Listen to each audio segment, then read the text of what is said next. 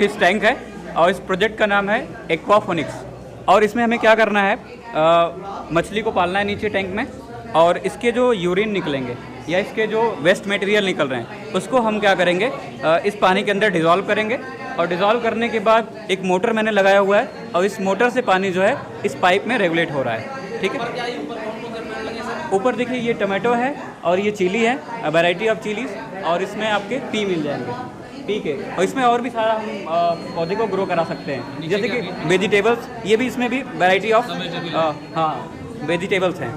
और इसमें हम इसको एक्वाफोनिक्स या हाइड्रोफोनिक्स भी कह सकते हैं। हाँ, इसके लगाने से बेनिफिट ये है कि ऑर्गेनिक, जैसे कि अभी ऑर्गेनिक का प्रचलन चल रहा है, ऑर्गेनिक वेजिटेबल्स का, इसमें क्या होगा, इसमें लेस नो सॉयल यूज़, इसमें कोई सॉयल का यूज़ नहीं किया गया है। इससे क्या प्रॉफिट है, ना तो इसमें पेस्टिसाइड यूज़ होगा ना इंसेक्टिसाइड्स का यूज़ होता है। हाँ, ओरिजिनल होगा, जिससे ये हमारे स्वास्थ्य के लिए भी बेनिफिट है।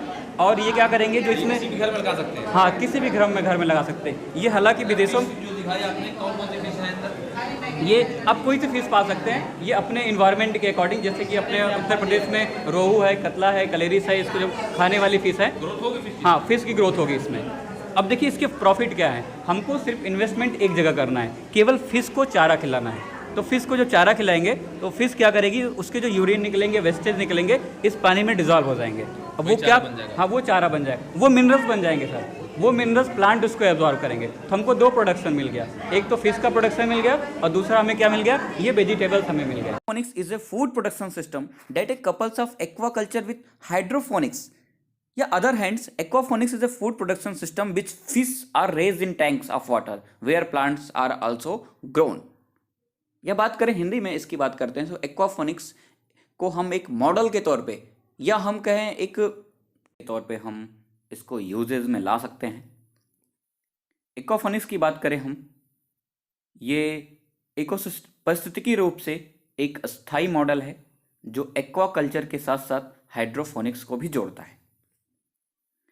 इस एक्वाफोनिक्स में एक इकोसिस्टम में हम मछलियों के साथ साथ क्या करते हैं, प्लांट्स को भी ग्रो कराते हैं।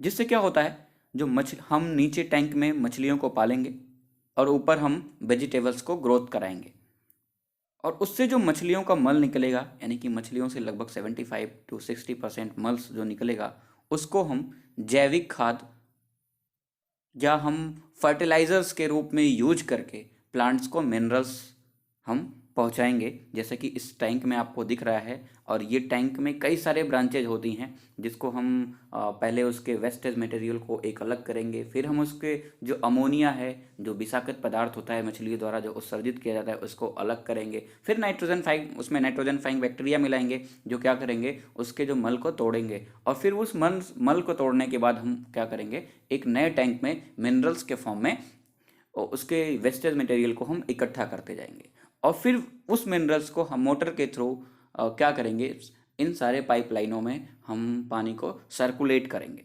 जिससे क्या होगा कि जो प्लांट्स होंगे वो प्लांट्स क्या करेंगे, उस मिनरल्स को एब्जॉर्ब कर लेंगे।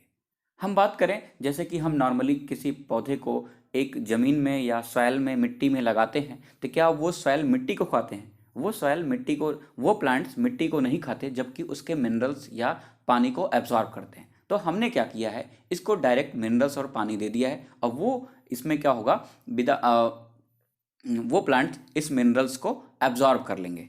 ठीक है, और जिससे क्या होगा, जो सॉइल की अपेक्षा जो इसकी ग्रोथिंग रेट है वो लगभग 40% ज़्यादा हो जाएगी, क्योंकि हम मिनरल्स को डायरेक्ट दे रहे हैं। और इसमें सबसे बड़ी चीज़ है कि हम इसमें कोई भी केमिकल्स का यूज नहीं करेंगे, जैसा कि आप नॉर्मली सॉइल में यूज करते हो।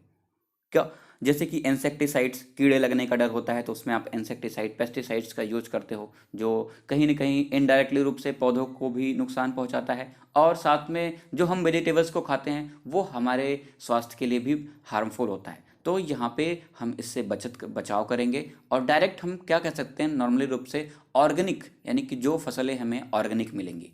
और ऑर्गेनिक फसल जो होती है वो नॉर्मल वेजिटेबल्स से 2 से 3 गुना रेट में ज़्यादा आपको प्रॉफिटेबल होती है, यानी आप उसको बेच सकते हो।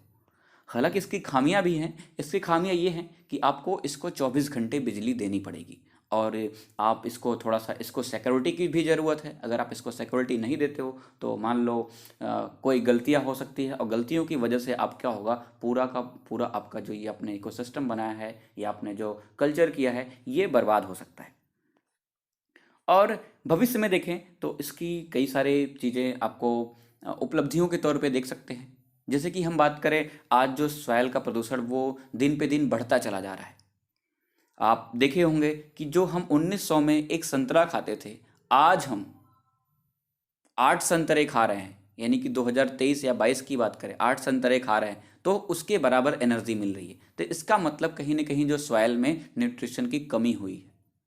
हालांकि हमें सॉइल्स को भी सेव सॉइल मुहिम भी चलानी चाहिए, सेव सॉइल की भी बचत करनी चाहिए, क्योंकि भारत एक कृषि प्रधान देश है जहाँ पे ज़्यादातर किसान जो होते हैं वो फार्मिंग पे डिपेंडेंट हैं। तो हम दोनों कल्चर को एक साथ लेकर चलें और इससे हम बेनिफिट कमा सकते हैं।